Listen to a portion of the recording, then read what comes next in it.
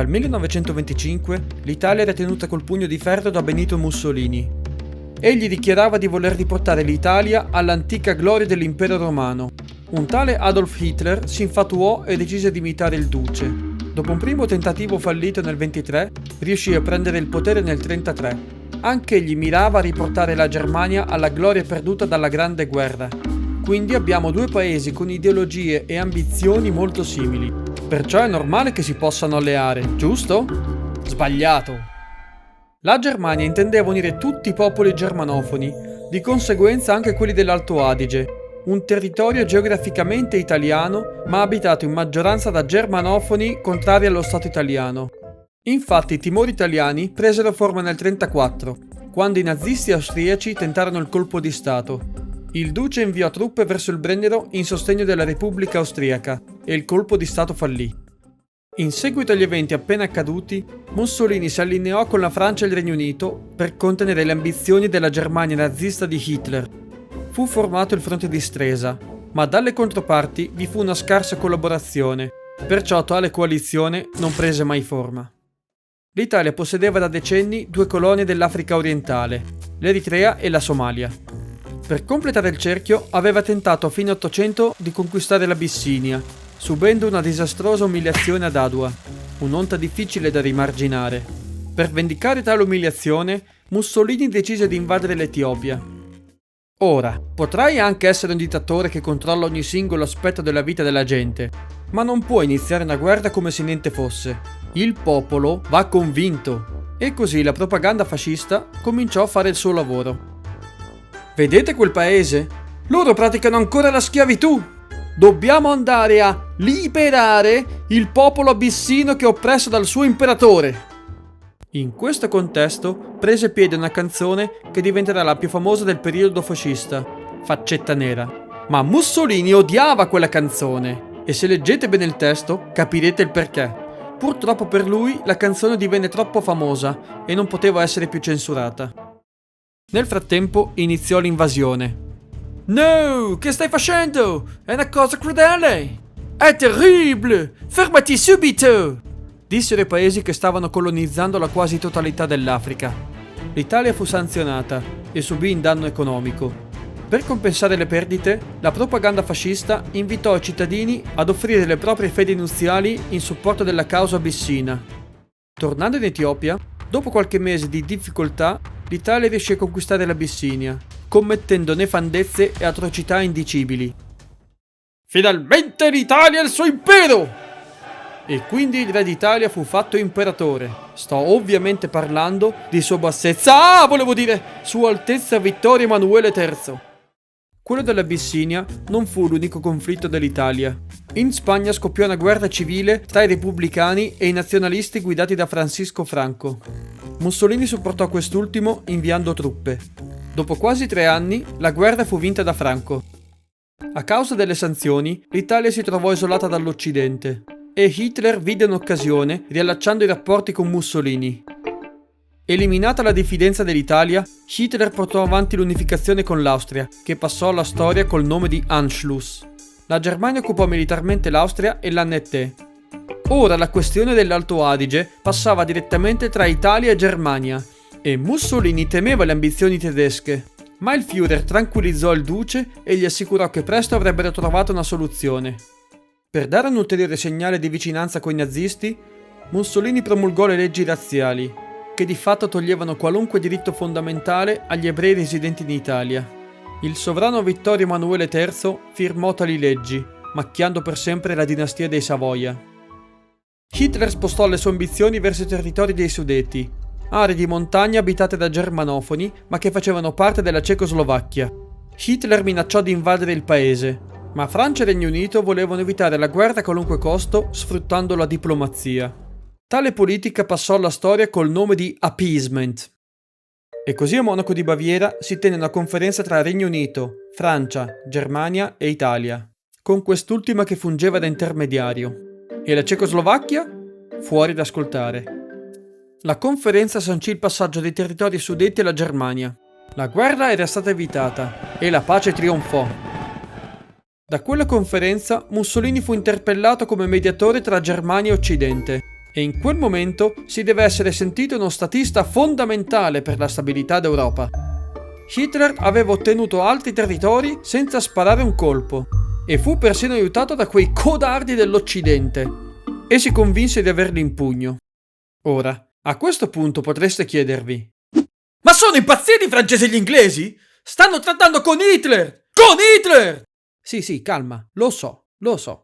Ma tenete conto che noi oggi a posteriori sappiamo fino a che punto si potesse spingere il nazismo, mentre loro potevano a malapena immaginarlo, concepirlo.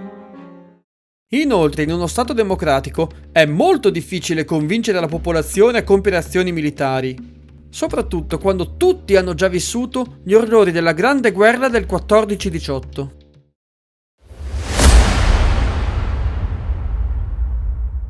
Pochi mesi dopo la conferenza di Monaco, la Germania invase il resto della Cecoslovacchia con un pretesto. Ancora una volta quei codardi di Francia e Inghilterra non fecero niente, poiché colti di sorpresa.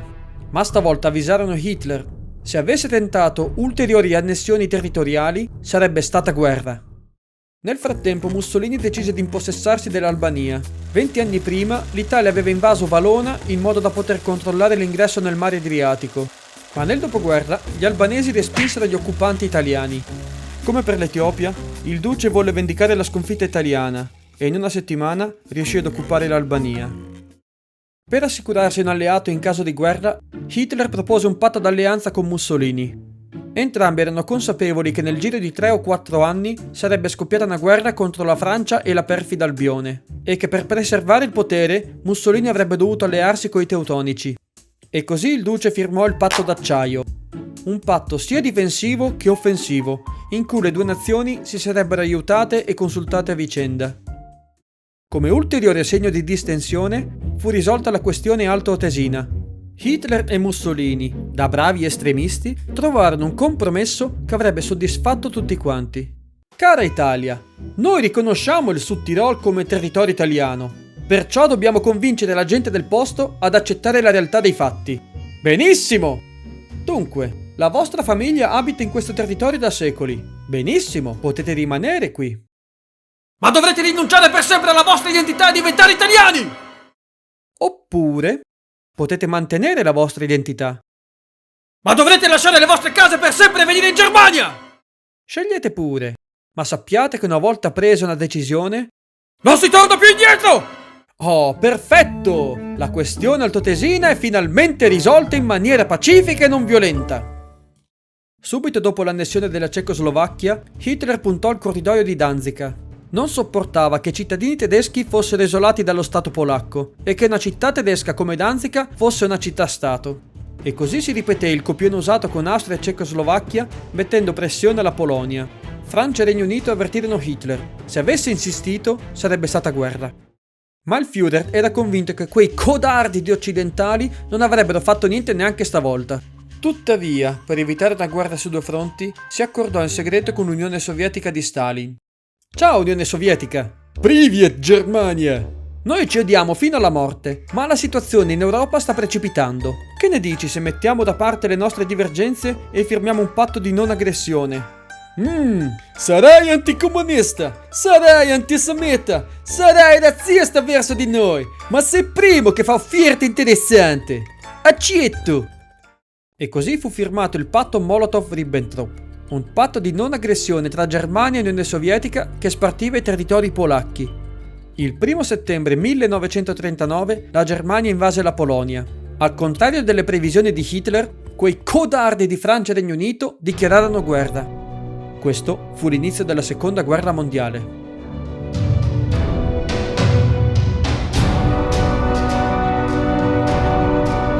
Ma non manca qualcuno? L'Italia! Ma non aveva firmato il patto d'acciaio che la obbligava a entrare in guerra? Sì, ma nei giorni precedenti erano successe diverse cose. Perciò facciamo un salto indietro. Ehi Adolf, non starete mica pensando di invadere la Polonia, vero? Ciao Benito, è proprio così. Vogliamo la guerra. Cosa? Ma non ci eravamo detti che avremmo affrontato Francia e Inghilterra tra 3-4 anni? Sì, ma vedrai che quei codardi non faranno niente. Hanno troppa paura. E in quel momento Mussolini si sentì tradito. Sia il duce che i vertici fascisti sapevano benissimo che in quel momento l'esercito italiano non era pronto per una guerra su larga scala. La guerra d'Etiopia, le sanzioni e l'intervento in Spagna furono pagate con un prezzo enorme in termini di denaro, risorse e uomini.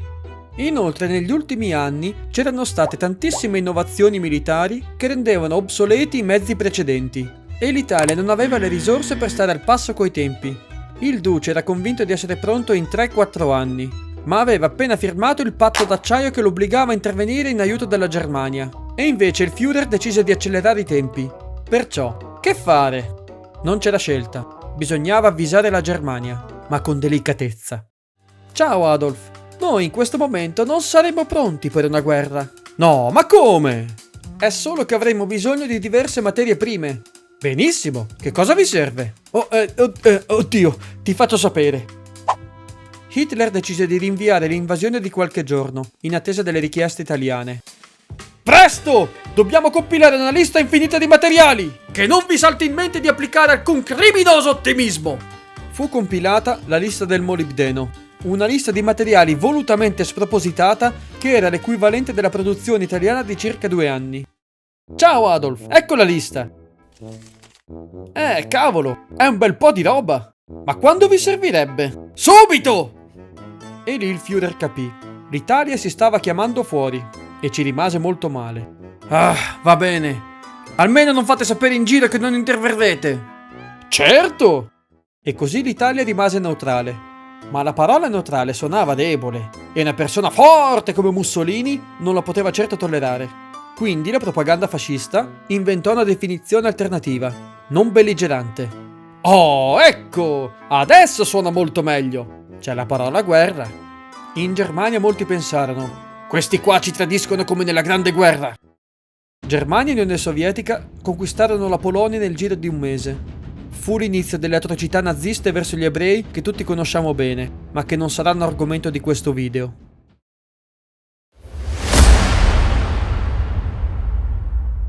Nei mesi successivi vi fu una relativa calma al confine tra Francia e Germania, mentre a nord i tedeschi conquistarono Danimarca e Norvegia.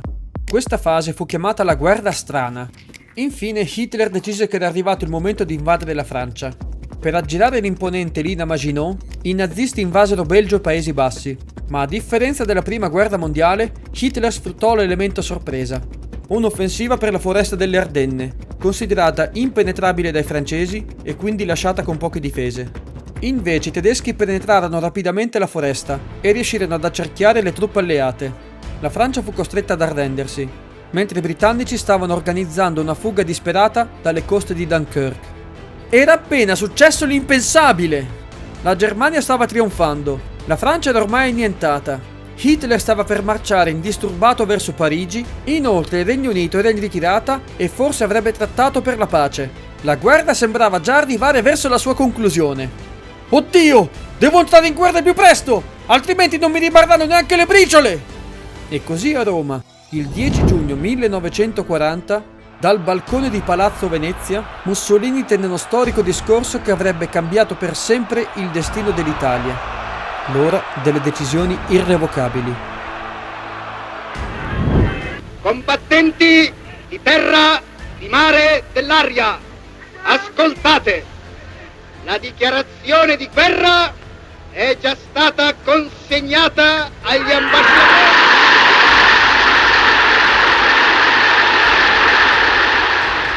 Ambasciatori di Gran Bretagna e di Francia.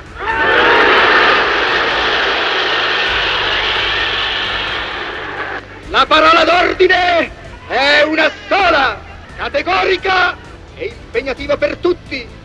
Vincere! E vinceremo! Sì!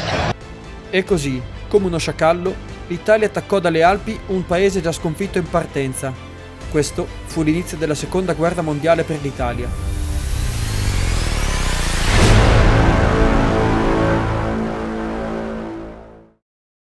L'Italia invase la Francia e gli scontri durarono 15 giorni. Pur consapevoli di non poter vincere, i francesi posero una tenace resistenza.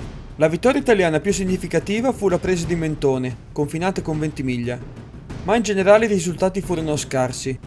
Infine i francesi firmarono l'armistizio con Italia e Germania. All'Italia fu concesso di controllare i territori conquistati militarmente, mentre alla Francia fu permesso di continuare ad esistere come uno stato fantoccio al servizio dei nazisti. Fu l'inizio del regime di Vichy. Contrariamente alle aspettative, la perfida Albione si rifiutò di negoziare la pace, poiché da qualche giorno si era insediato come primo ministro Winston Churchill. Egli veniva da una lunga carriera militare ed era antinazista fino al midollo, perciò intendeva vendere cara la pelle. La guerra era destinata a continuare. Italia e Germania firmarono insieme al Giappone il patto tripartito, che ufficializzava l'amicizia tra i tre paesi. I nipponici erano in guerra già da anni con la Cina per la conquista dell'Asia, ma di fatto il Giappone condurrà una guerra parallela senza mai collaborare direttamente con gli altri due. Hitler stava trionfando in Europa. In pochi mesi era riuscito a conquistare 7 paesi. Mussolini non intendeva essere da meno e cercò di condurre una guerra parallela. Dalla colonia libica, l'Italia invase l'Egitto, controllato dai britannici. Le prime settimane furono un successo e gli italiani avanzarono di circa 100 km, poi si fermarono in attesa di rinforzi. Ma ad ottobre successe una cosa. Su richiesta del neo-insediato regime rumeno, le truppe di Hitler entrarono in Romania. Mussolini si infuriò. Sono stufo di non essere coinvolto nelle operazioni tedesche e di essere informato da Hitler a fatti già compiuti. Lo ripagherò con la stessa moneta. Saprà dai giornali che ho conquistato la Grecia. E così, per un capriccio del duce, l'Italia organizzò in fretta e furia l'invasione della Grecia. I generali assicurarono che la vittoria sarebbe arrivata in 10-15 giorni. Ad Atene l'ambasciatore italiano si recò dal dittatore greco Metaxas e gli lesse l'ultimatum del duce. Le condizioni erano ovviamente umilianti e inaccettabili. Allora è guerra! Non necessariamente, eccellenza. No! È necessaria! Quel no passò alla storia in Grecia e viene tuttora celebrato ogni anno come il giorno del no. Quindi sì, l'equivalente del 25 aprile in Grecia viene festeggiato per commemorare la resistenza degli ellenici verso gli italiani. Quale resistenza? Questa! Nelle ore successive al rifiuto di Metaxas, le truppe italiane passarono i confini. E come andò? Malissimo. La perfida Albione approfittò della situazione organizzando un attacco aereo verso il porto di Taranto, dove ormeggiava la Regia Marina. Non avendo a disposizione radar, gli italiani non potevano rilevare i veicoli britannici, i quali poterono attaccare indisturbati nella notte. 3 delle navi principali furono gravemente danneggiate e la flotta italiana subì un colpo durissimo. Dopo aver subito ben 2 umiliazioni in poche settimane, il duce da Palazzo Venezia disse questo. Ora, con la stessa certezza assoluta, ripeto assoluta, vi dico che spetteremo le reni alla Grecia. Peccato che in quello stesso momento non solo i greci respinsero gli italiani, ma si spinsero addirittura verso i territori albanesi. Com'è potuto accadere che una delle potenze dell'asse potesse subire una tale umiliazione? Ci sono vari fattori. Preparazione frettolosa ed eccessivamente ottimistica, meteo di stagione non favorevole, totale disorganizzazione delle truppe, scarso numero di soldati, rifornimenti insufficienti, l'impossibilità di far ragionare il duce e l'incompetenza dei generali. Insomma, fu un'organizzazione tragicomica sotto ogni aspetto. Nel Corno d'Africa le colonie italiane invasero subito la Somalia britannica con successo, ma erano consapevoli che il tempo non giocava a loro favore, poiché i britannici potevano rifornire le proprie truppe, mentre gli italiani no. Nel Nord Africa i britannici passarono alla controffensiva. L'esercito italiano, grande 5 volte rispetto a quello britannico, fu accerchiato e costretto a ritirarsi di ben 400 km, perdendo la Cirenaica. Ora, lo so cosa state pensando. Wow, certo che l'esercito italiano è veramente forte! Purtroppo no. Ma com'era possibile che l'Italia potesse subire tutte queste umiliazioni? Beh, diverse ragioni le ho già dette, ma per capire meglio dobbiamo parlare un attimo del ventennio fascista. Il regime fascista si fondava sull'autorità di Mussolini e chiunque volesse fare carriera doveva dimostrare l'assoluta fedeltà verso il duce e tutti i suoi deliri. Chiunque cercasse di contraddirlo veniva defenestrato. Ovviamente amici e parenti avevano la strada spianata. Ad esempio, se Mussolini faceva una richiesta del tipo Smithers, portami subito un uovo di dodo! Ma signore, il dodo si è estinto 300 anni fa! Come osi contraddirmi? Fuori di qui! Insomma, il sistema si basava sulla subordinazione e sulla corruzione, mentre il merito veniva depenalizzato, se non punito. Questo avveniva in tutti gli ambiti, uffici e dirigenze, e quindi anche in campo militare. Poi, per carità, non che prima il sistema fosse il massimo dell'efficienza, ma con il fascismo veniva di fatto istituzionalizzata la corruzione. Della campagna di Grecia una cosa Mussolini l'aveva azzeccata, e cioè che Hitler venne a sapere dell'attacco dai giornali, solo che il risultato non era quello che si aspettava. I ripetuti disastri fecero infuriare Hitler, che si vide costretto a venire in soccorso. A partire da quel momento all'Italia non fu più permesso di condurre una guerra parallela e divenne di fatto un suddito della Germania. I britannici spostarono truppe dal Nord Africa alla Grecia, ignorando però che a Tripoli erano appena sbarcati i tedeschi con il generale Erwin Rommel. Ve lo ricordate? Quello che partecipò alla battaglia di Caporetto. Approfittando del vuoto formatosi in Africa, Rommel partì alla controffensiva. L'operazione fu un successo clamoroso e da quel momento Rommel fu temuto e rispettato dagli avversari, venendo persino chiamato la Volpe del deserto.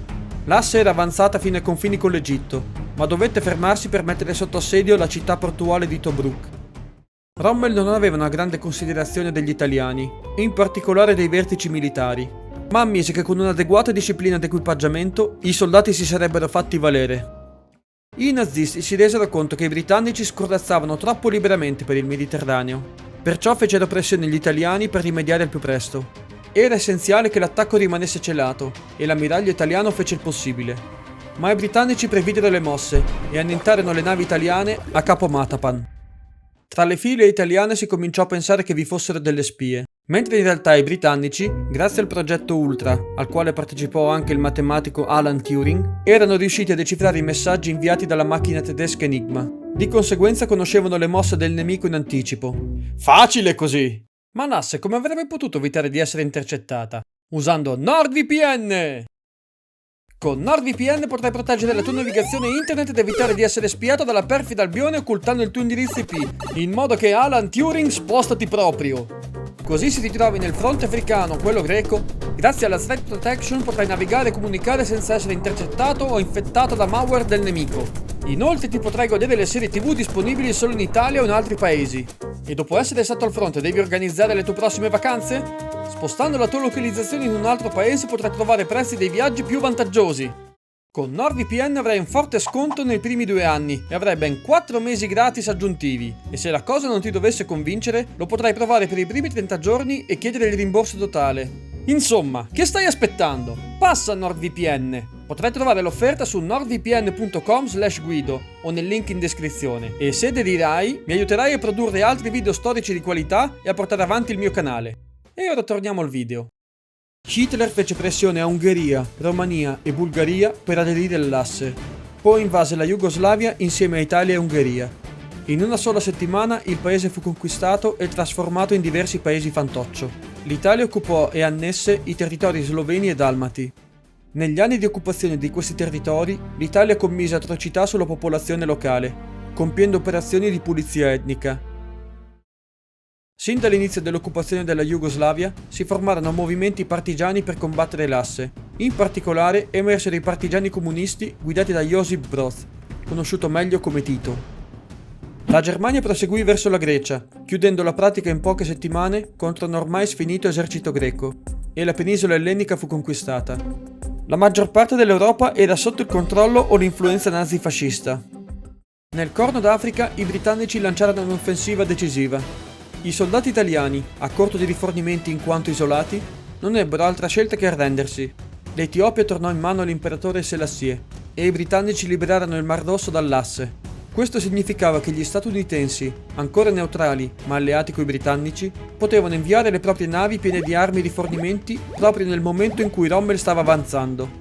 A questo punto per l'asse converrebbe continuare a spingere in Egitto, poiché un'eventuale conquista del canale di Suez avrebbe tagliato metà la linea dei rifornimenti britannici.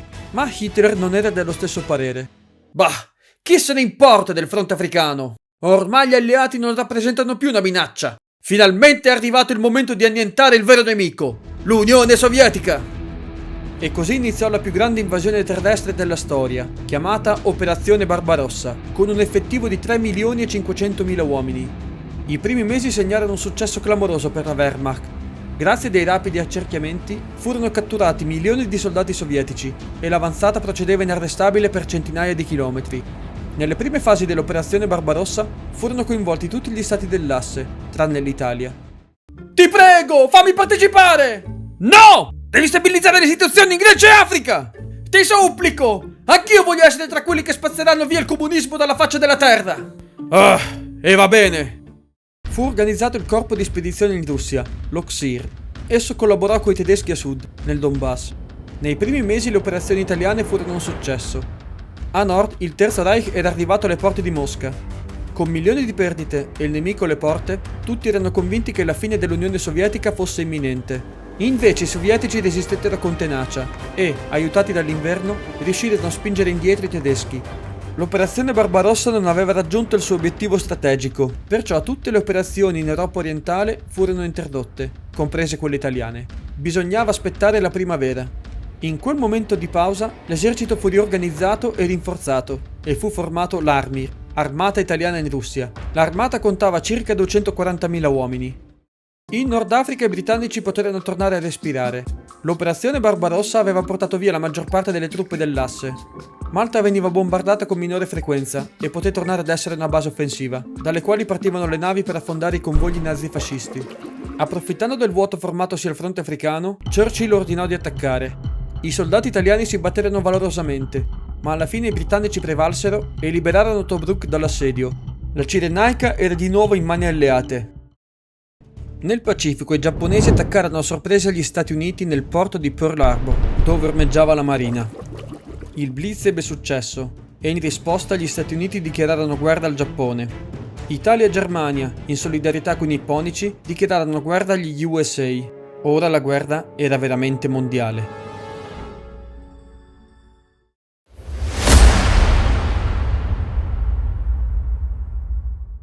Rommel lanciò una controffensiva e riuscì a riprendere la maggior parte della Cirenaica, eccetto Tobruk. I vertici fascisti si misero a studiare le prossime mosse nel Mediterraneo e in Russia. Malta era diventata una spina nel fianco. Essendo nel centro del Mediterraneo, portava rifornimenti in Egitto e contemporaneamente affondava le navi di rifornimento dell'asse, rallentando la già inefficiente logistica. Dobbiamo toglierla di mezzo! Così potremo proseguire la campagna d'Africa con meno ostacoli! Sì, sono d'accordo, disse il sorridente comandante tedesco Albert Kesselring. Non amo le operazioni anfibie, ma va bene. E così l'aeronautica dell'asse bombardò pesantemente l'isola in vista dello sbarco. Ormai era tutto pronto per l'invasione. Chiedo il permesso di usare l'aeronautica per prendere Tobruk. Va bene. I vertici italiani e Kesselring sapevano dell'influenza che Rommel esercitava verso il Führer e cercarono di fermarlo. Facciamo una via di mezzo. Rommel, puoi attaccare Tobruk, ma poi dovrai restituire subito gli aerei per Malta. Va bene. Rommel non si fece attendere e ottenne un altro successo clamoroso. Decine di migliaia di prigionieri, mezzi e carburante, il tutto ottenuto in pochissimo tempo. Bene Rommel, ora restituisci gli aerei, così potremo finalmente prendere Malta. Ehi, ma dove stai andando? Al diavolo Malta, bisogna sfruttare il momento. Vado verso Suez, così taglierò in due i britannici. Mussolini protestò animosamente con Hitler, ma alla fine questi fu convinto da Rommel e approvò la sua iniziativa. Ancora una volta Malta fu risparmiata. I britannici si trincerarono nella città di El Alamein, a 2 passi da Alessandria, quasi rassegnati alla sconfitta. Ma Rommel non aveva calcolato che quella corsa nel deserto aveva allungato la linea dei rifornimenti di quasi 600 km e con Malta tornata operativa, i britannici tornarono ad affondare le navi di rifornimento. Gli alleati, invece, avevano una linea di rifornimento di soli 100 km. E in mezzo al deserto i rifornimenti erano fondamentali. Infatti le condizioni dei soldati erano terribili. Sotto il sole cocente avevano a disposizione solo 4 litri d'acqua al giorno per bere, cucinare e lavarsi le uniformi. Dopo 27 giorni di combattimenti, Rommel fermò l'attacco, a seguito di pesanti perdite. Egli ritenne come unici responsabili del fallimento gli italiani, senza fare alcuna autocritica. Tra le file britanniche, Churchill mise al comando il generale Montgomery, personaggio molto cauto che preferiva attaccare solo con un netto vantaggio. Rommel era conscio del problema dei rifornimenti, perciò richiese massicci supporti, ma i britannici affondavano puntualmente la maggior parte dei rifornimenti, come se sapessero già tutto. Questi italiani ci stanno tradendo! Ma gli italiani invece non c'entravano niente. Grazie al progetto Ultra, la perfida Albione conosceva tutti gli spostamenti via mare e poteva intercettare la catena logistica dell'asse. Insomma, i tedeschi e gli italiani si trovavano in serie difficoltà. Montgomery conosceva ogni singolo spostamento del nemico e il suo stato d'animo. Ogni sua richiesta di rifornimenti veniva accolta, al punto che arrivò ad avere il doppio degli effettivi, ma non si sentiva ancora pronto. Adesso basta! Hai tutto quello che ti serve! Muoviti! E così iniziò la seconda battaglia di El Alamein, ma tra le file dell'asse mancava Rommel. Ma dov'era finito? Nei giorni precedenti si era ritirato in Austria, in congedo per malattia. Torna subito al fronte! La sola presenza di Rommel sollevò il morale dei soldati dell'asse, che combatterono ferocemente, ma la differenza di forze era schiacciante e i britannici prevalsero. Rommel non ebbe altra scelta che ritirarsi in Libia con quel poco che gli rimaneva. I soldati italiani, che non erano muniti di mezzi di trasporto, furono abbandonati e catturati dagli alleati. La battaglia di El Alamein si rivelò decisiva per il fronte africano. Nel frattempo gli statunitensi erano sbarcati nel Maghreb, costringendo le forze dell'asse a ritirarsi in Tunisia. Hitler ritenne la Repubblica di Vichy responsabile degli sbarchi americani, perciò per ripicca ne ordinò l'occupazione militare. Gli italiani occuparono la Savoia, la Corsica e la Provenza, ma i francesi fecero in tempo ad affondare la propria flotta per evitare che cadesse in mani nazifasciste. Nel fronte orientale l'asse organizza una nuova offensiva d'estate, ma stavolta non poteva permettersi un'operazione su larga scala come l'anno precedente, perciò fu scelta la sponda meridionale, verso il Caucaso. L'obiettivo era quello di impossessarsi dei pozzi petroliferi. L'assalto procedette spedito come l'anno precedente, ma i sovietici riuscirono ad evitare gli accerchiamenti e combatterono con gran ferocia. Gli italiani si spinsero verso Izbushensky e vinsero la battaglia, condotta sorprendentemente con la cavalleria. Questa fu una delle ultime battaglie a cavallo della storia, per rimarcare come l'esercito italiano non mancasse il coraggio, bensì le attrezzature e i mezzi pesanti. Nelle settimane successive, le forze naziste marciarono verso Stalingrado, in cui si scatenò una delle battaglie più cruenti della storia. Si combatteva casa per casa, stanza per stanza, ma gli italiani non furono coinvolti, in quanto incaricati di sorvegliare i fianchi insieme ai rumeni. Nel frattempo i sovietici si accorsero di una cosa. Ehi! Nazisti hanno intere armate in città, mentre i fianchi sono coperti da rumeni e italiani. Forse possiamo aggirare i tedeschi da lati. Nel gelido inverno i sovietici lanciarono l'operazione Urano, in cui l'armata rossa sfondò le linee rumene ed accerchiò Stalingrado. La sesta armata tedesca fu completamente circondata. Per scongiurare una controffensiva dell'asse fu subito lanciata l'operazione Piccolo Saturno e fu l'inizio del disastro per l'Italia. I sovietici si mossero in fretta e accerchiarono i soldati italiani, ormai stanchi, denutriti e malamente equipaggiati a meno 30 gradi.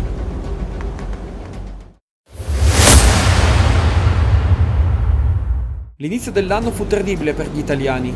L'esercito era ormai allo sbando e la maggior parte delle truppe furono catturate o uccise. A Nikolaevka gli alpini riuscirono a rompere l'accerchiamento e a fuggire dalle grinfie sovietiche. Nel frattempo la battaglia di Stalingrado era stata vinta dai sovietici, uno dei momenti chiave della guerra che segnò la prima grande sconfitta a danno dei nazisti. Dei 240.000 italiani partiti per il fronte orientale, ne tornarono solo poche decine di migliaia in condizioni tragiche, ma non va dimenticato che in questo fronte gli invasori eravamo noi. In Africa le truppe italo-tedesche fuggirono in territorio tunisino, sapendo di non avere alcuna speranza contro gli anglo-americani. Rommel era rientrato di nuovo in Germania, sempre per motivi di salute. I tedeschi erano demotivati e lasciarono il grosso del lavoro ai soldati italiani, i quali combatterono con gran tenacia perché sapevano che dopo la Tunisia sarebbe arrivato il turno dell'Italia. Ma gli equilibri erano nettamente sbilanciati a favore degli alleati, i quali catturarono gran parte dell'Africa Corps, incluse centinaia di migliaia di soldati italiani. L'Italia aveva appena abbandonato l'Africa in maniera definitiva. A questo punto vorrei soffermarmi un attimo sull'esercito italiano. Dopo i fallimenti del 1940 vi fu una riorganizzazione che ebbe i suoi effetti. I soldati combattevano con una qualità decisamente migliore e non erano secondi a nessuno in fatto di coraggio. Ma è impensabile poter riorganizzare tutto l'apparato militare in 2 anni, soprattutto se nel mentre stai affrontando delle superpotenze. E così gli italiani si ritrovarono quasi sempre con equipaggiamenti inferiori e senza mezzi pesanti. I disastri in Africa e in Europa orientale avevano disilluso il popolo italiano, che ormai riteneva come unico responsabile il regime fascista. La popolazione viveva col cibo frazionato, assisteva impotente alla perdita dei propri figli sul fronte e viveva sotto i bombardamenti degli alleati. Il malumore impennò e furono organizzati i primi scioperi, nonostante fossero vietati per legge. Erano i primi segni di cedimento del regime fascista. Gli alleati dovevano pianificare le prossime mosse, ma erano ancora indecisi sul da farsi. E così il presidente degli Stati Uniti, Franklin Delano Roosevelt, e il primo ministro inglese Winston Churchill si incontrarono. I sovietici ci chiedono di aprire un nuovo fronte. Suggerisco di passare dalla Francia. No! I miei soldati verrebbero massacrati! Dobbiamo invece invadere la Sicilia! L'Italia è il ventromolo d'Europa! Vedrai che una volta entrati il regime di Mussolini cadrà e l'Italia passerà dalla nostra parte. E in men che non si dica, saremo già sulle Alpi. Non sono convinto, ma va bene. Voglio fidarmi di te. E così il 9 luglio del 43 gli alleati invasero la Sicilia. A comando dell'intera operazione c'era Dwight Eisenhower, militare statunitense di lunga data. A guidare gli eserciti furono chiamati quelli che venivano considerati i generali migliori. I britannici con Bernard Montgomery, gli americani con George S. Patton. La superiorità in termini di uomini era schiacciante, la più grande invasione via mare fino a quel momento. Per gli italiani fu una disfatta, ma a differenza della disfatta di Caporetto non ci fu reazione. Ormai il popolo era stanco della guerra e non vedeva più alcun senso nel continuare in nome di un leader in cui non si credeva più. I tedeschi organizzarono una ritirata verso Messina, in modo da abbandonare l'isola recuperando più uomini possibili. Il 19 luglio Roma fu bombardata pesantemente dagli statunitensi e le vittime furono migliaia. Ormai il morale della popolazione era a pezzi. Persino i gerarchi fascisti criticarono apertamente il duce. Nella notte tra il 24 e il 25 luglio si tenne la riunione del Gran Consiglio del Fascismo. L'ordine del giorno era quello di affidare al re il comando supremo dell'esercito italiano e fu messo al voto. 19 a favore, 7 contrari e un astenuto. Mussolini lasciò il consiglio esterrefatto senza reagire. Il pomeriggio seguente il duce incontrò Vittorio Emanuele III, il quale era già stato informato dell'esito della votazione. Il re comunicò al duce di essere stato destituito e messo agli arresti. E così, dopo 21 anni di pugno di ferro, la dittatura di Benito Mussolini era giunta al suo termine.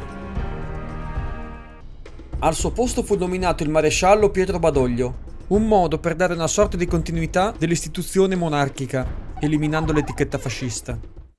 Siccome i tedeschi avevano truppe sparse in tutta la penisola, Badoglio tranquillizzò Hitler. Ehi! Avete appena destituito il vostro leader degli ultimi 20 anni? Sì? Non avrete mica intenzione di firmare un armistizio con gli alleati, vero? Ma no! Ma cosa vai a pensare? L'Italia combatterà fino alla fine! Ok. Sotto banco, il governo Badoglio stava trattando con gli alleati per l'armistizio. Nel frattempo, in Sicilia, i generali Patton e Montgomery erano come due galli in un pollaio. Entrambi cercavano la gloria per se stessi e si ostacolarono a vicenda nella cosiddetta corsa per Messina. Alla fine la spuntò Patton. Ma la bagarre tra i due permise alle truppe tedesche di lasciare la Sicilia. Il 3 settembre fu firmato in segreto l'armistizio di Cassibile, in cui l'Italia accettava la resa incondizionata imposta dagli alleati. I termini sarebbero stati resi pubblici 5 giorni dopo, ovvero l'8 settembre. Con questo gesto Badoglio sperava di porre fine agli scontri sul suolo italiano. Non aveva idea di quanto si stesse sbagliando.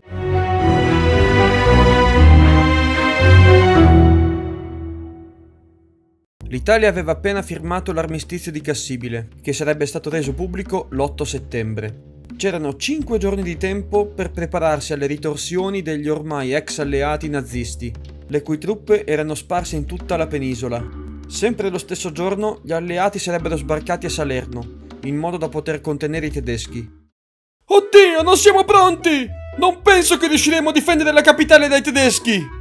Ehi, Eisenhower, Non è che possiamo rimandare l'annuncio? No! Ormai i piani sono vieri! Non si torna più indietro! Va bene. E così la sera dell'8 settembre l'armistizio fu reso pubblico. Il proclama Badoglio imponeva il cessate il fuoco verso gli anglo-americani e in maniera molto vaga di rispondere all'eventuale fuoco tedesco. Questo fu l'inizio del caos che investì tutta la penisola nelle settimane successive e che cercherò di riassumere al meglio delle mie capacità. Subito dopo l'annuncio, Badoglio, il re Vittorio Emanuele III e i vertici militari fecero le valigie e lasciarono Roma in fretta e furia senza lasciare alcun ordine ai soldati. Soltanto il principe Umberto si oppose alla fuga e chiese di rimanere nella capitale per difenderla, ma fu zittito e portato via insieme al padre. La scelta del sovrano di fuggire da Roma segnò il destino della monarchia sabauda. Il viaggio li porterà prima a Pescara e poi a Brindisi. Il proclama Badoglio fu un fulmine a ciel sereno per tutti gli italiani. Nessuno sapeva cosa fare. Per intenderci, in 5 giorni di preparazione, questo è stato praticamente l'unico ordine dato dal governo. Questo è stato l'unico incarico dato a un soldato semplice o a un generale. Non fu preparato alcun piano di difesa. Fu semplicemente detto all'esercito: fate qualcosa. In sostanza, il governo abbandonò sia l'esercito che il popolo, lasciandolo in balia degli eventi. Lo sapevo che l'Italia si sarebbe chiamata fuori. Per fortuna ho organizzato per tempo l'operazione Asse, così occuperemo rapidamente l'Italia. Ben fatto, mein Führer. Penso che non potremo andare oltre la linea Rimini-La Spezia. Sono io al comando d'Italia e vi garantisco che possiamo spingerci più in là. Molto bene, Kesselring. Allora procedi. Non la darò vinta quel maledetto di Rommel. Il sorridente Kesselring si rivelerà essere un uomo pieno di risorse e allo stesso tempo spietato. Roma aveva qualche possibilità di difendersi, e invece fu abbandonata. Alcuni soldati risposero al fuoco, ma essendo disorganizzati, i nazisti poterono impossessarsi della capitale in soli 2 giorni. Hitler aveva da sempre disprezzato gli italiani, ritenendoli inferiori e inaffidabili. Si fidava di un solo italiano, il suo mentore Mussolini. Perciò, per mantenere il controllo dei territori occupati, riteneva necessario rimettere Mussolini al ruolo di duce. E così, il 12 settembre, Mussolini fu rintracciato sul Gran Sasso e liberato dall'hotel prigione in cui si trovava. L'operazione Asse fu un successo e la maggior parte d'Italia finì in mani naziste. I soldati italiani nei territori occupati militarmente furono massacrati. A Roma fu fondato il Comitato di Liberazione Nazionale, il CLN, in cui convergevano tutti i partiti esiliati negli ultimi decenni, ma siccome il governo era fuggito, le 2 parti non poterono collaborare.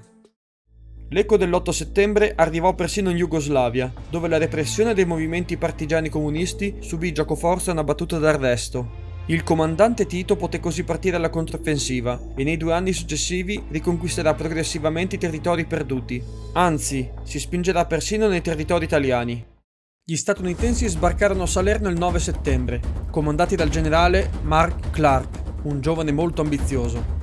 Contemporaneamente i britannici sbarcarono con successo a Reggio Calabria e a Taranto, liberando così la Puglia e la Calabria. Convinti di trovare poca resistenza a Salerno, i primi giorni di sbarco andarono benissimo, ma Kesselring gli riservò una brutta sorpresa con un contrattacco micidiale. Gli statunitensi stavano per essere sopraffatti, ma grazie all'intervento della Marina britannica la situazione si ribaltò. La battaglia di Salerno era vinta, ma con risultati al di sotto delle aspettative. Maledetti British! Come osano umiliarmi così? Giuro che d'ora in avanti ce la farò da solo!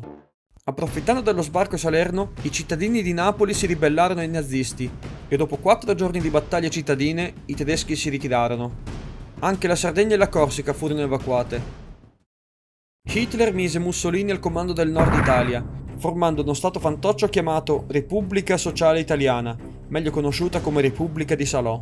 Ma di fatto il territorio veniva controllato col pugno di ferro dai nazisti, che imposero il coprifuoco e pene capitali per qualunque attività sospetta. Iniziarono inoltre le deportazioni di massa degli ebrei nei campi di concentramento nazisti. 600.000 soldati italiani si rifiutarono di aderire alla Repubblica e furono quindi presi come prigionieri di guerra e spostati in Germania. Da Brindisi invece c'era il cosiddetto Regno del Sud, governato da Badoglio e da altri vertici militari ex fascisti. La loro autorità veniva scarsamente considerata dagli alleati. Insomma, Dopo l'8 settembre l'Italia si era spaccata in due. Fu l'inizio di una guerra civile che si combatterà parallelamente alla guerra tra alleati e nazisti. Questi, in estrema sintesi, sono stati i principali eventi avvenuti in contemporanea nel caos generato dal proclama Badoglio dell'8 settembre. Gli alleati avanzarono molto lentamente, arrestandosi sulla linea Gustav. A differenza da quanto affermato da Churchill, l'Italia non è un ventre molle. È una penisola composta quasi interamente da catene montuose, che le rendono perfette per i difensori. L'obiettivo dei tedeschi era quello di ritardare il più possibile l'avanzata degli alleati usando meno truppe possibili, poiché le attenzioni del Reich erano tutte rivolte verso il fronte orientale.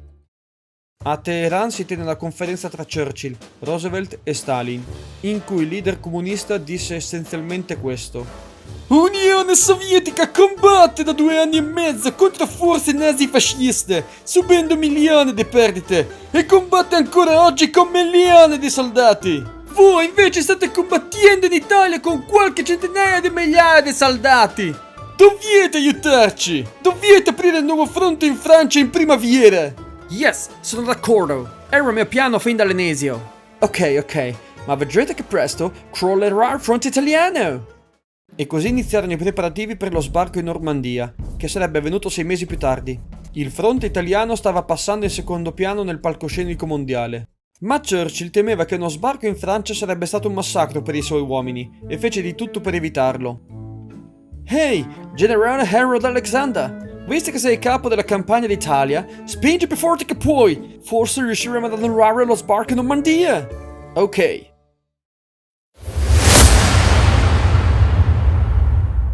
Dopo aver lasciato Napoli, i nazisti si trincerarono sulla linea Gustav, la cui difesa fu organizzata con estrema precisione, anche perché favorita dal territorio. Il punto focale era Cassino. Le montagne permettevano una visione completa di tutto il territorio circostante. Cassino era una meta obbligata per gli alleati, poiché a est c'erano solo catene montuose. Inoltre, una volta passata la città, si ergeva la valle del Liri, una vasta vallata che portava direttamente a Roma. Gli anglo-americani sapevano che sarebbe stata una battaglia tosta, perciò pensarono di aggirare l'ostacolo. Sbarcare al di là della linea Gustav nella cittadina di Anzio, costringere i tedeschi a spostare le proprie truppe e sfondare la linea Gustav. Churchill si spese tanto per promuovere questo attacco. E così iniziarono i primi scontri a Cassino. Gli alleati schierarono truppe provenienti da tutti i continenti. Contemporaneamente fu effettuato lo sbarco ad Anzio, ma Kesselring non fu colto di sorpresa e riuscì a contenere entrambi gli attacchi, trasformando quella di Anzio in una battaglia di trincea. A Cassino gli alleati tentarono l'assalto, ma furono massacrati e non avanzarono di 1 centimetro. I generali non demorsero e organizzarono un nuovo assalto, ma stavolta puntando verso Monte Cassino. Costruita nell'anno 530, secondo monastero più antico d'Italia, l'abbazia di Monte Cassino era un patrimonio storico e culturale riconosciuto da entrambi gli schieramenti. Gli alleati erano convinti che i tedeschi si fossero riparati all'interno dell'abbazia e che li bombardassero dal di lì, sfruttando la reputazione dell'edificio. E così presero una decisione drastica. Il 15 febbraio furono sganciate 350 tonnellate di esplosivi e la storica abbazia fu distrutta. Ma al contrario di quanto pensassero, i tedeschi avevano rispettato l'edificio e non si erano mai avvicinati. Con l'edificio distrutto, però, non si fecero più scrupoli e sfruttarono le sue rovine. Insomma, l'abbattimento di Monte Cassino fu inutile e controproducente sia dal punto di vista politico che militare, e anche il secondo assalto fu un fallimento. Ad Anzio le cose non andavano meglio. Gli alleati erano impantanati e non riuscivano ad avanzare di 1 centimetro. Un mese più tardi fu tentato un nuovo assalto a Cassino, ma anche questo fallì. A partire da quel momento gli statunitensi decisero di non ascoltare più Churchill. A Roma vi fu un attentato verso un battaglione tedesco, in cui perirono 33 soldati. La rappresaglia nazista fu spietata. 10 italiani per ogni tedesco morto. Furono così prese 335 persone, uccise sommariamente e gettate nelle fosse ardeatine. Episodi di rappresaglia simili, se non peggiori, avvennero in tutti i territori occupati dai nazisti. Nel CLN i partiti erano spaccati, alcuni sostenevano il re, mentre altri invocavano la Repubblica. Lo stallo si risolse ad aprile con la svolta di Salerno. Il segretario comunista Palmiro Togliatti, su consiglio di Stalin, decise di rimandare la questione repubblicana alla fine del conflitto. E così il governo Badoglio formò un nuovo governo politico con tutto il CLN. Nel nord Italia le azioni partigiane aumentarono e fu formato clandestinamente il CLN dell'Alta Italia. I partigiani trovarono rifugio soprattutto nelle montagne dell'Emilia e del Piemonte. Dopo mesi di esitazioni, gli alleati armarono i partigiani del nord, i quali poterono compiere azioni di sabotaggio verso la macchina bellica nazifascista. Mussolini tentò di governare la Repubblica Sociale, ma ormai era solo un burattino del Führer. Qualunque azione doveva essere approvata da Hitler. A Cassino, dopo 2 mesi di preparazione, gli alleati avevano a disposizione un esercito grande 3 volte rispetto a quello nazista. La primavera era arrivata e il terreno si era asciugato. Era arrivato il momento per un nuovo assalto, stavolta in larga scala.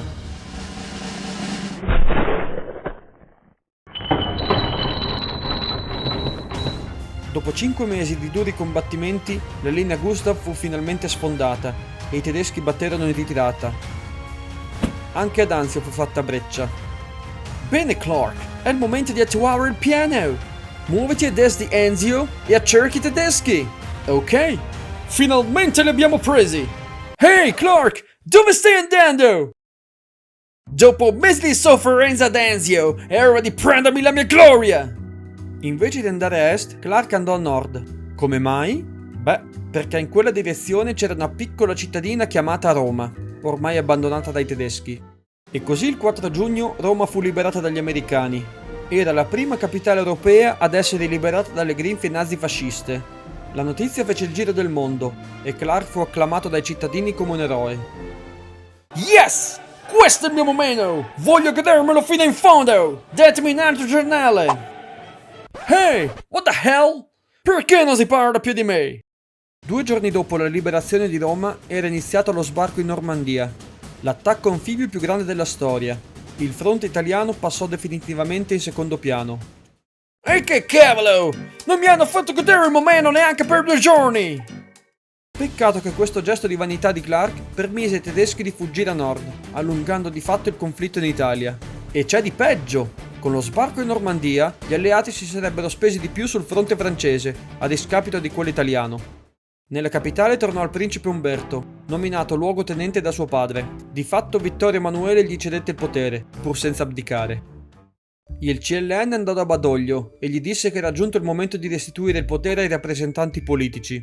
A malincuore il maresciallo si dimise e gli subentrò il presidente del CLN, Ivanoe Bonomi.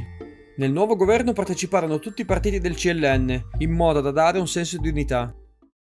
Dopo aver liberato Roma, gli alleati avanzarono verso la Toscana. Il Führer ordinò la distruzione di tutti i ponti di Firenze, fatta eccezione per Ponte Vecchio. La popolazione insorse e i partigiani formarono un esercito. La battaglia di Firenze durò 1 mese e i partigiani, insieme agli alleati, liberarono la città il 1° settembre. Nel frattempo gli alleati sbarcarono nella Francia del Sud e in poche settimane la Francia fu liberata. Nella famigerata Tana del Lupo, Hitler subì un attentato, dal quale sopravvisse miracolosamente. Era stata piazzata una bomba sotto il tavolo dove stava discutendo. Il piano era stato organizzato da diversi militari tedeschi. Il furioso Führer scatenò la sua vendetta su chiunque fosse sospettato di aver partecipato all'attentato, e tra questi vi era Rommel. Ancora oggi non è chiaro quanto fosse stato coinvolto nel piano. Sta di fatto che i nazisti lo accusarono di tradimento. Ma vista la sua popolarità, invece di sottoporlo a tortura e fucilazione, gli fu concesso di suicidarsi. E così calò il sipario per la volpe del deserto.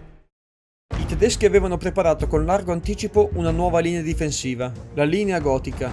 Fu tracciata tra gli Appennini emiliani, toscani e romagnoli, e fu riempita di mitragliatrici, anticarro e filo spinato. Gli alleati erano consapevoli delle difficoltà esposte dalla linea gotica, ma non demorsero. Le battaglie furono spietate e sanguinose, ma gli alleati riuscirono ad avanzare con successo negli Appennini centrali e nelle coste romagnole. Particolarmente simbolica fu la liberazione di Forlì, la cosiddetta città del duce. Ma questi avanzamenti furono pagati a un caro prezzo in termini di uomini e mezzi. Nel frattempo era arrivata la stagione invernale. E così, con Bologna che distava soli 16 km, si decise di fermare l'offensiva. Il nord Italia avrebbe dovuto attendere un altro freddo e lungo inverno sotto l'occupazione nazifascista. Gli alleati erano riusciti a sfondare parzialmente la linea gotica, liberando la maggior parte della Romagna, ma il fronte si arrestò lungo il fiume Senio e l'Appennino tosco-emiliano. Harold Alexander fece un proclamo a tutte le forze alleate e partigiane. A partire da questo momento, invito tutte le forze a risparmiare forze e munizioni per la prossima primavera! Questo appello fu visto come un tradimento dai partigiani. Non solo si fermavano le operazioni e i rifornimenti, ma si stava di fatto invitando i nazifascisti a reprimere le resistenze interne in impunità, cosa che fecero puntualmente. La resistenza subì un duro colpo. Mark Clark sostituì Harold Alexander nel comando delle forze alleate in Italia. Tra le prime cose inviò armi ai partigiani, rialzando il morale dei combattenti. Ma parliamo un attimo della resistenza partigiana. Essa non poteva contare su un esercito regolare. Si nascondeva tra le montagne e compiva azioni di guerriglia che miravano a sabotare la logistica nazifascista. In un fronte che era diventato marginale e che godeva di poco supporto alleato, i partigiani erano fondamentali. I soldati dell'asse erano costretti a restare sempre sull'attenti e quindi non si potevano riposare, nonostante gli alleati si fossero fermati. Le azioni partigiane non si possono rappresentare in una mappa come faccio di solito nei miei video. Il loro intervento ebbe un impatto anche per il dopoguerra, dando agli alleati l'immagine di un'Italia che si stava redimendo dal suo oscuro passato. Una delle canzoni più popolari tra i partigiani era Fischia il vento, che veniva dalla canzone sovietica Katyusha. Ma siccome quella canzone conteneva diversi riferimenti comunisti, nel dopoguerra prese piede Bella Ciao, le cui origini sono tuttora ignote. Durante la guerra veniva cantata a malapena nei colli emiliani, ma a parte questo era pressoché sconosciuta. Nonostante ciò, la canzone non aveva alcun riferimento politico, e così a partire dagli anni 60 fu scelta come canzone simbolo della resistenza, in modo da dare un senso di unità. Ma i fantastici politici di oggi sono riusciti a politicizzare una canzone che era stata scelta apposta per essere politica. Ormai il regime di Hitler aveva i giorni contati. Era fallita la controffensiva nella foresta delle Ardenne, mentre ad est i sovietici stavano avanzando inesorabilmente verso Berlino. La vittoria degli alleati era solo una questione di tempo, e lo sapevano tutti. Passato l'inverno, era arrivato il momento per gli alleati di riprendere l'offensiva in Italia.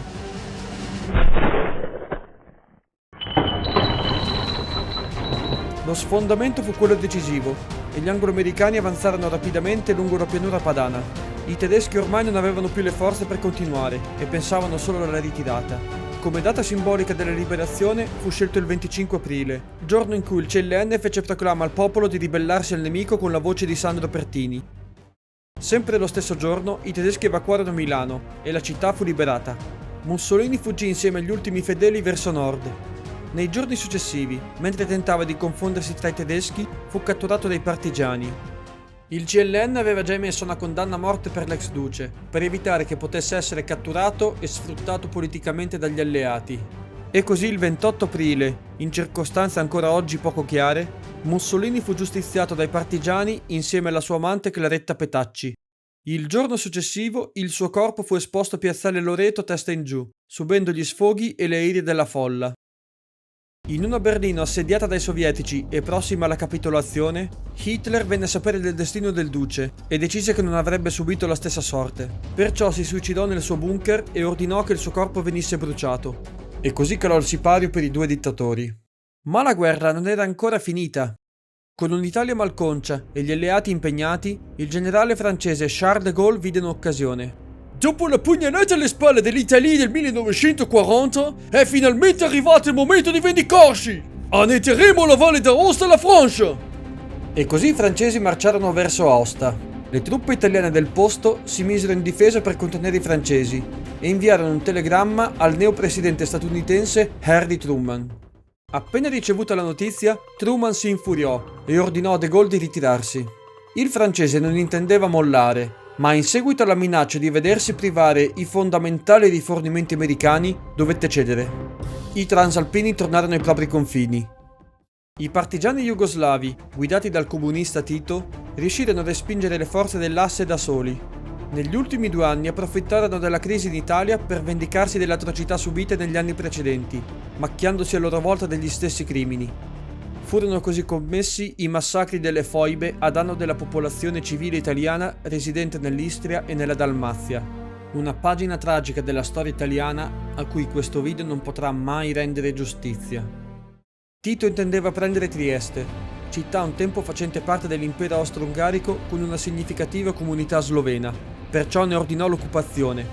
Trieste fu presa in maggior parte dalle truppe jugoslave e i residenti italiani temettero la loro sorte. I tedeschi stavano ancora combattendo, ma da ovest gli alleati raggiunsero la città.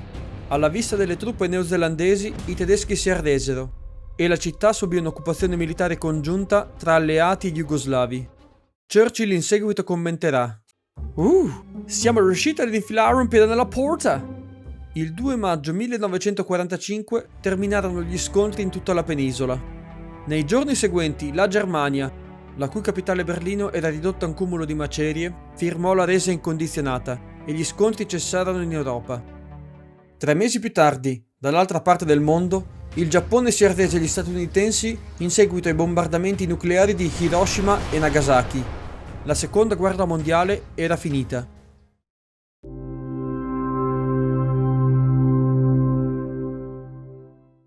Finita la guerra, iniziarono i trattati di pace. Bisognava decidere le sorti dell'Italia in qualità di paese sconfitto, ma prima era necessario decidere il nuovo assetto politico e istituzionale del paese. Bisognava indire delle elezioni per formare un Parlamento, ma soprattutto per decidere il destino della monarchia, la quale aveva convissuto per 20 anni col fascismo. Con la svolta di Salerno del 44, la questione era stata posticipata ed era arrivato il momento di risolverla. Il 2 e il 3 giugno del 46 si tennero le elezioni con suffragio universale, prima volta in assoluto in Italia. Vittorio Emanuele III, in un tentativo estremo di salvare la monarchia, abdicò un mese prima delle elezioni, lasciando il trono a suo figlio Umberto II, per poi esiliarsi in Egitto, dove morirà l'anno successivo. Le elezioni politiche del 2 e 3 giugno diedero la maggioranza alla Democrazia Cristiana.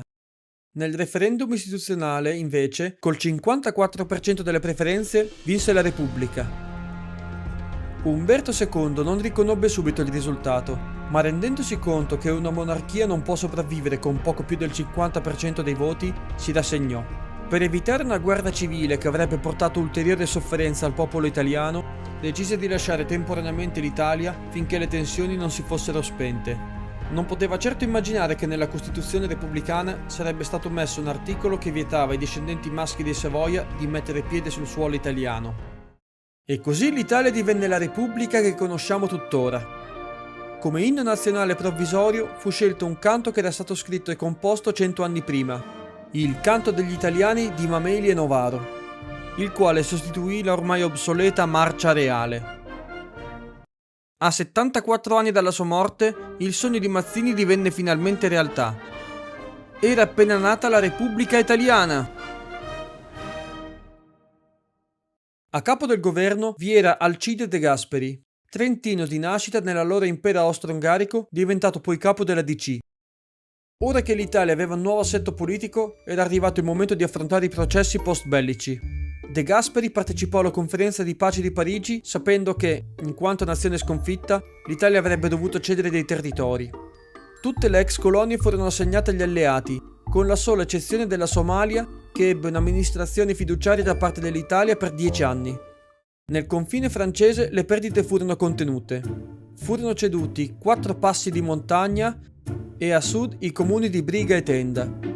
Ma lo so che cosa vi state chiedendo. Sì, Guido, interessante. Ma Trento e Trieste?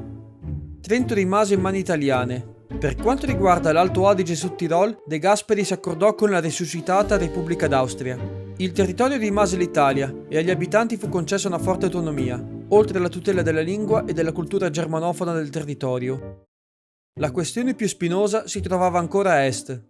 La Jugoslavia aveva conquistato tutti i territori istriani, giuliani e dalmati e non intendeva cedere di un metro. E i massacri commessi da entrambe le parti avevano reso impossibile una convivenza pacifica. Perciò fu deciso un trasferimento forzato di tutti gli italofoni ancora presenti nel territorio. Fu l'inizio dell'esodo giuliano-dalmata. Centinaia di migliaia di persone furono costrette a lasciare le proprie case per essere sparpagliate nel resto d'Italia. Intere comunità furono devastate. Per la zona di Trieste era invece previsto uno stato indipendente chiamato Territorio Libero di Trieste.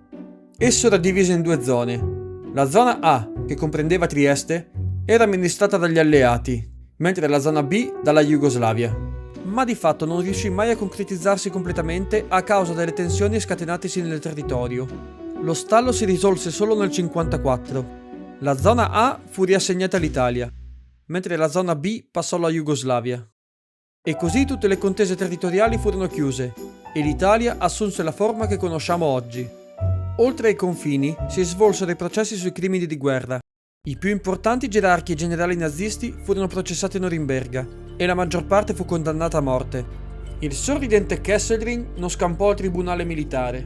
Fu processato e condannato a morte, pena poi convertita in ergastolo e infine in grazia nel 1952.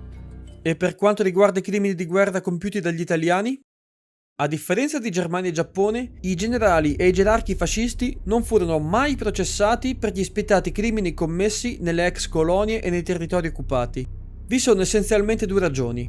La prima è legata alla resa e al cambio di fazione del 1943 e alla resistenza partigiana che, come dicevo prima, diede all'Italia un'aura di redenzione. La seconda fu l'amnistia Togliatti, la quale perdonò tutti i crimini commessi dai fascisti. Questo controverso provvedimento fu emanato in un paese dilaniato dalla guerra civile, in cui si sperava di potersi lasciare il passato alle spalle e di far ripartire l'Italia. Ma negli anni seguenti non mancarono episodi di vendette personali.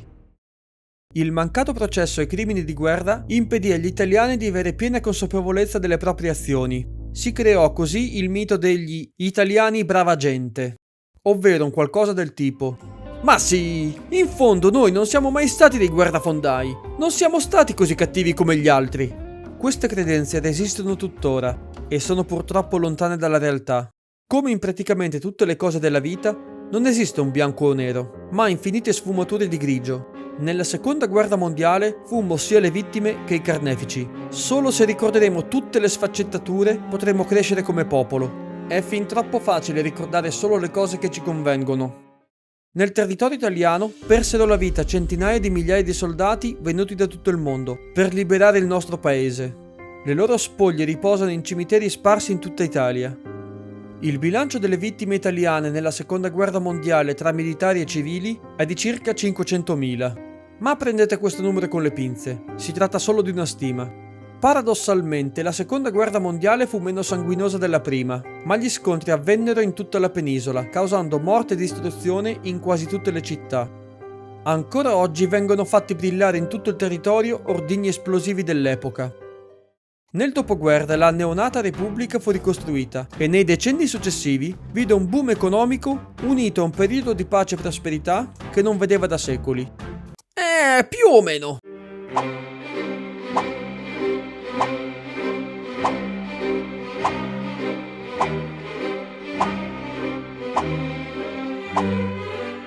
Comunque non chiedetemi di fare video su quella roba lì. Mi dispiace, ma non sono la persona adatta. La realizzazione di questo video è stata un'odissea che è durata più di un anno, ma alla fine ce l'abbiamo fatta. Perciò vi ringrazio di essere arrivati fino a qui e ci vediamo al prossimo video. Ciao!